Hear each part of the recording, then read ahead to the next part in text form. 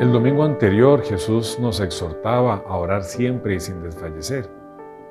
Una oración que debe ser motivada en una profunda fe en Dios, que es todo bondad y misericordia.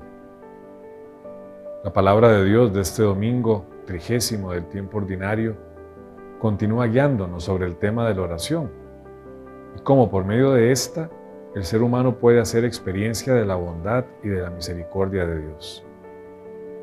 De la misma manera que el domingo anterior se nos recordaba que la oración debe ser constante y con fe, hoy el Señor nos dice además que la oración debe ser dirigida con humildad. Ya en la primera lectura del libro del Eclesiástico indicaba que la oración del humilde atraviesa las nubes y que el Señor escucha las súplicas del oprimido, no desoye los gritos angustiosos del huérfano, ni las quejas insistentes de la viuda. El texto del Evangelio de San Lucas presenta, por medio de una parábola, lo que significa orar con humildad, al comparar la oración realizada por un fariseo con la oración de un publicano. Ambos personajes oran al mismo tiempo en el templo de Jerusalén. La oración del fariseo muestra la soberbia de un hombre que cree que no necesita de Dios. En su oración este hombre se presenta como una persona buena, que hace incluso más de lo mandado. Una persona que no necesita conversión, porque cumple perfectamente todo lo mandado en la ley de Moisés.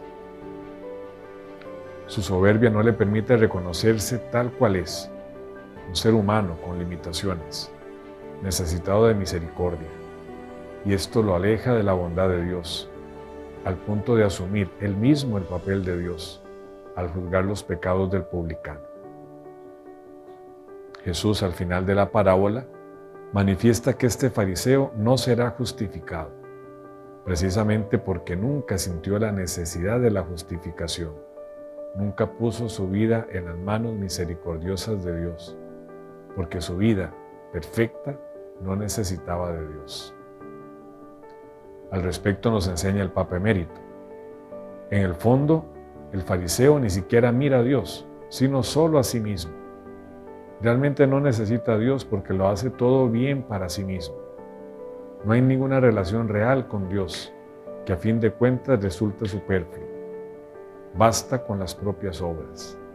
Aquel hombre se justifica por sí solo. Muy distinta será la oración del publicano, que se convertirá en ejemplo de oración humilde.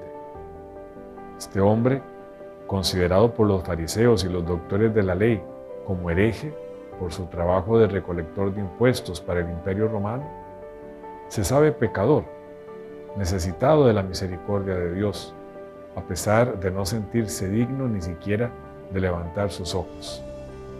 Este sí que ha puesto su mirada en Dios. Su humildad le permite reconocerse tal cual es y poner su vida en las manos de Dios, a quien humildemente le pide su compasión y su perdón. Jesús indica que este publicano sí sale del templo perdonado y salvado. Esta experiencia del publicano recuerda lo narrado por Pablo en la segunda lectura. El apóstol se reconoce limitado en medio de la persecución y la cárcel.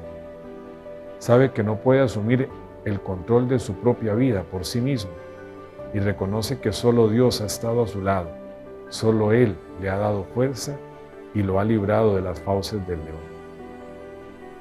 Tanto el publicano de la parábola como Pablo viven la virtud de la humildad, al reconocerse necesitados de Dios para poder dar sentido a sus vidas. La humildad en la oración y en la vida cristiana nos acerca a Dios y nos enaltece, tal y como Cristo nos lo promete en el Evangelio.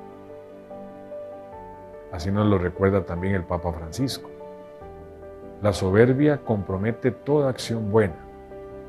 Vacía la oración, aleja de Dios y de los demás. Si Dios prefiere la humildad, no es para desagradarnos. La humildad es más bien la condición necesaria para ser levantados de nuevo por Él y experimentar así la misericordia que viene a colmar nuestros vacíos. El mismo Jesús nos ha dicho: aprendan de mí, que soy manso y humilde de corazón. Por tanto, contemplemos a Cristo, el humilde por excelencia, y pidámosle nos alcance la virtud de la humildad, convencidos de que es un don que viene de lo alto y no algo que se logra con el esfuerzo humano.